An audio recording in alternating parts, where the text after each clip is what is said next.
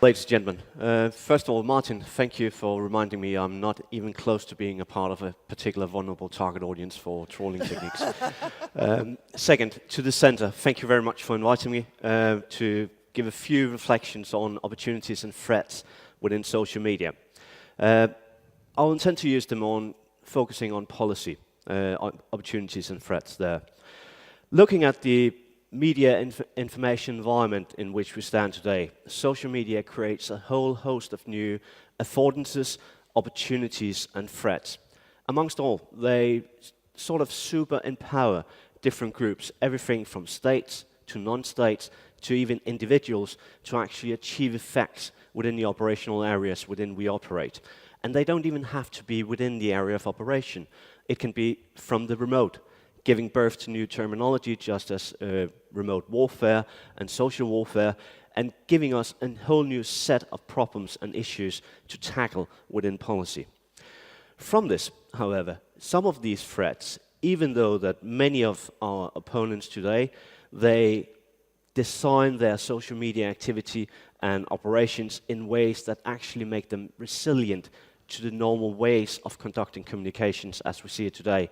For example, just looking at ISIS or ISIL or Daesh or whatever terminology you would like to use. However, they tweet everything between 90 to 120,000 tweets a day, other social media bleeps and so on. However, we keep on trying to close down their accounts as a sure point of policy, but it doesn't really matter to them. What we think, taking a corporate communication thinking hat on and looking at this problem as, well, we would hate our Twitter feed to be broken or taken offline or captured by somebody, and then we would be without a voice for a serious time. They don't really care. They go on to the next one. Just as trawling techniques, they will have multiple accounts being used all the time.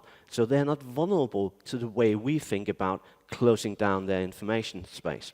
So having to think about new matrices is one of the policy changes or challenges, I would say. Also, looking at this from a strategic point of view, some of these challenges are also internal to our own organizations.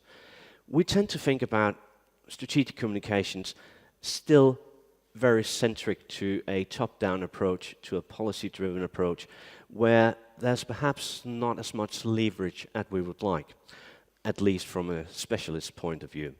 So just to give you a point on that, on the internal threats that might exist, I'll take you back 10 years, that's ages ago when we talk about social media and internet. But in March 2003, the then Chief of Staff of SHAPE signed a directive banning all PSYOPs activities on the internet that had any sort of reference to NATO. So the only ones that were allowed to have a web address that had NATO in it or ended with the suffix .int or .org were not allowed to be PSYOPs. And it must not feel or just look like or smell like PSYOPs in any way, shape or form if it had any affiliation with NATO. But then looking at other policies existing at that time, we had a few points about attribution. We were only allowed to do what was then called white PSYOPs. And that sort of implied us using a NATO logo or NATO address or something like that.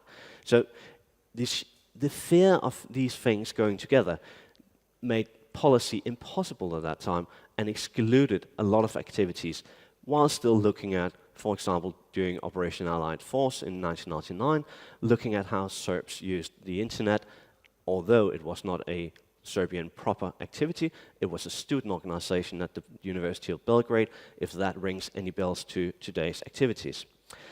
But it made attribution dodgy at best. Also looking at other policies, for example, still living in infamy, not yet revoked, a MC policy on the censorship of the press in war times. I don't think that is going to work, but it's not been revoked yet. Still, having looked at all this, we have come somewhat further though. We are still challenged, but we are working in the right direction. But we're still grappling with understanding the scope and the complexity of the challenge of the international information environment that we look at today.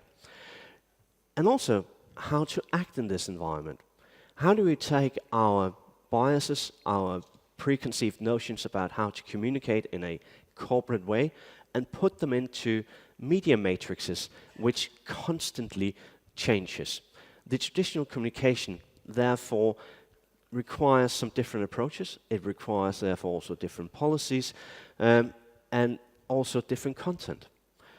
On social media, especially Facebook today, a joke goes around in Denmark, which predominantly says, well, what kind of duck is this? And then there's a picture of a normal duck.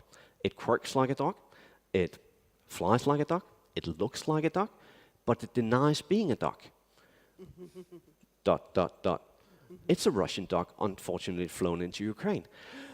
However, using that sort of analogies, would NATO be able to do that? Would we ever get approval for doing that? And would it have an effect? That's all questions which we really don't want to address, because they are too hard to answer. And also, do NATO want to, in policy terms, think about using techniques like social engineering?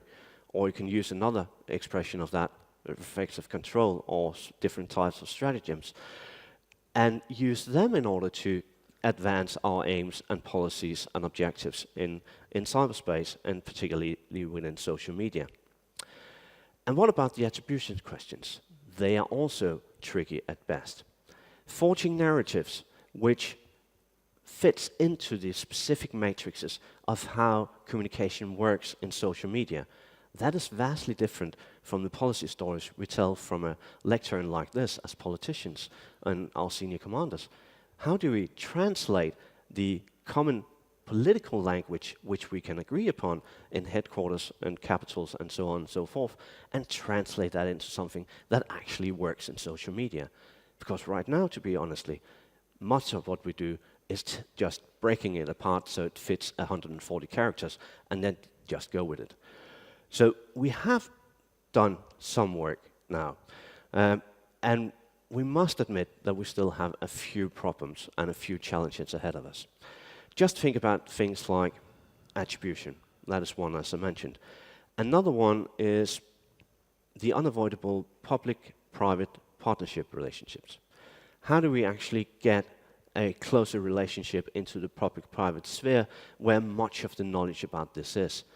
We must admit that most of us doing this, sometimes we're just gifted amateurs. We take a rotation 2-3 years, we're in the headquarters, we have been infantry experts, we've been parachuters, and so on and so forth, but now we do information operations. And about 3 years in, we have learned to spell it, and then we go on.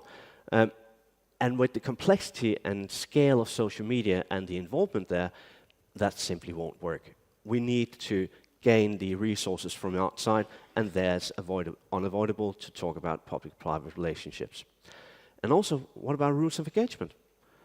Social media, just as the debate about cyber warfare, is practically ungoverned or unregulated in any way, shape or form by international humanitarian law or laws of armed conflict. So having to figure out how we can actually do this while standing on the legal side of it, not talking about the legitimate side, but on the legal side of it, is also something we need to consider very hard. But all these things together, it is not all bleak. We are moving in the right direction, but there's still some, let's say, moderate room for improvement in both policy and in the way we think about this. There's a new MC policy coming on strategic communication. It does mention social media to some extent, but in reality, there's plenty of room for maneuver, not least looking at how other opponents and other actors, because they don't have to be opponents to influence NATO policy, are acting in the modern information environment today. Ladies and gentlemen, thank you very much.